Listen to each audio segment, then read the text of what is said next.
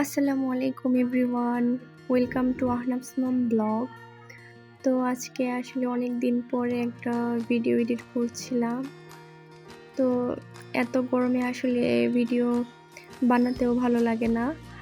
আর আজকে এত সুন্দর ওয়েদার, তো ভাবলাম একটা ভিডিও করি। আর কালকে রাত্রে আমাদের এখানে আসলে অনেক বৃষ্টি হয়েছিল। তো আজকের ওয়েদারটা খুবই ভালো, বাইরে অনেক বাতাস ছিল। আসলে এরকম দিন আমার কাছে খুবই ভালো লাগে। তো ভাবলাম যে একটু ছাদ থেকে ঘুরে আসি। আসলে আহনাফ বিকালে ঘুমাচ্ছিল, তো আমি অনেক দিন পরে আমাদের বাসার ছাদে চলে আসলাম। তো এসে দেখি একদম ছাদ ভর্তি পানি। তো আমি তো দেখে পুরো অবাক হয়ে গেছি। আর তো আমি এখানে আর বেশিক্ষণ দেরি করলাম না, কিছুক্ষণ একটু থেকে আসলে আমি নিচে চলে আসি। এখানে আহনাফকে নিয়ে আসলে অনেক মজা করতে পারতো, আর ও আসলে এই পানির মধ্যে লাফালাফি করতো। যাই হোক, ভালোই হয়েছে ওকে আমি নিয়ে আসিনি। আর এই তো বাইরে এত বাতাস ছিল, আসলে খুবই ভালো লাগছিল।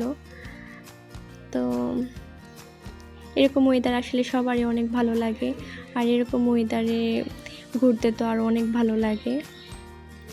তো আমি আর বেশিক্ষণ দেরি করলাম না, আহনাফকে রেখে এসেছি, তো আমি তাড়াতাড়ি করে চলে যাচ্ছি। আসলে আমরা যে বাসায় থাকি তার সে বাসার কাজ তো এখনও শেষ হয়নি, তাই এরকম অবস্থা। যাই হোক, নিচে এসে আমি আহনাফের জন্য আসলে খাবার তৈরি করছিলাম।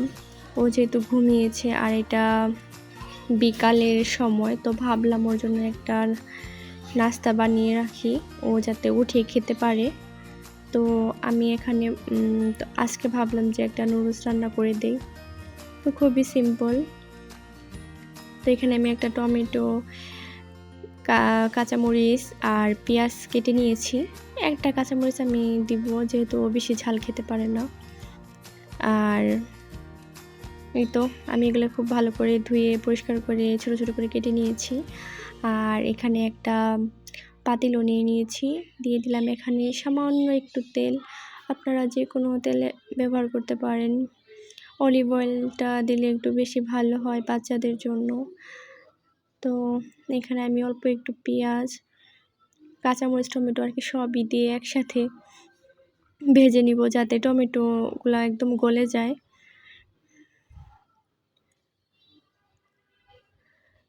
তো এখানে আপনারা গাজর, বরবটি বা যে কোনো সবজি অ্যাড করতে পারেন। তো আজকে হাতের কাছে যা ছিল তা দিয়ে রান্না করে দিলাম।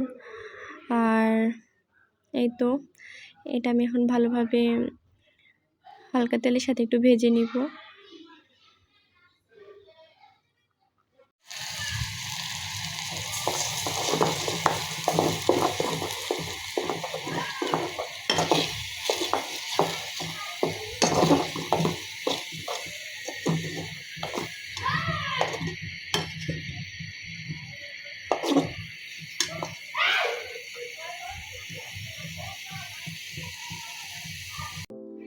তো দেখুন, এটা একদম ভাজা হয়ে গেছে।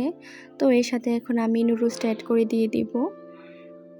তো নুডলসটা আমি হাত দিয়ে ভেঙে একদম ছোট ছোট করে দেওয়ার চেষ্টা করছি, আর কি যতটুকু ছোট করা যায়, এতে করে ওর খেতে ইজি হবে।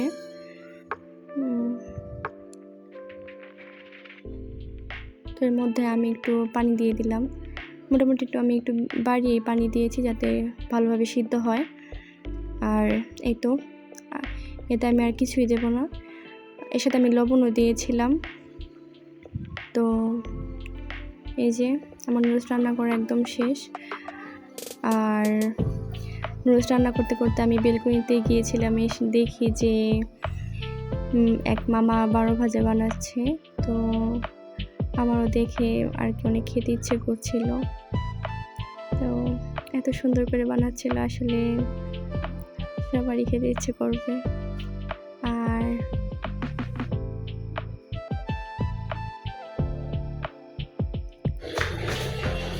তো সেই 12 ভাজা দেখুন কত সুন্দর। আসলে দেখতে অনেক সুন্দর, কিন্তু খেতে আসলে তেমন একটা ভালো লাগেনি আমার কাছে কেন জানি।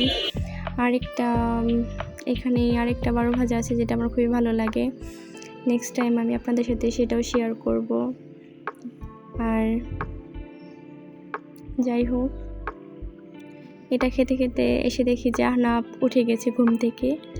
আর আহনাব আসলে ঘুম থেকে ওঠার পরও প্রায় আধা ঘন্টা ওইভাবেই শুয়ে থাকবে, পুরা বিছানা সহ গড়াগড়ি খেতে থাকে। তো আহনাব ওর বাবার সাথে আজকে ঘুরতে গিয়েছিল। তো এই তো ও আসার সময় বেলুনটা নিয়ে আসছে, বেলুনটা আসলে অনেক সুন্দর। তো আহনাব খেলতে থাক শুয়ে শুয়ে কিছুক্ষণ।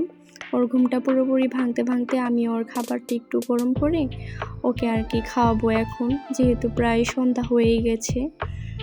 তো এই তো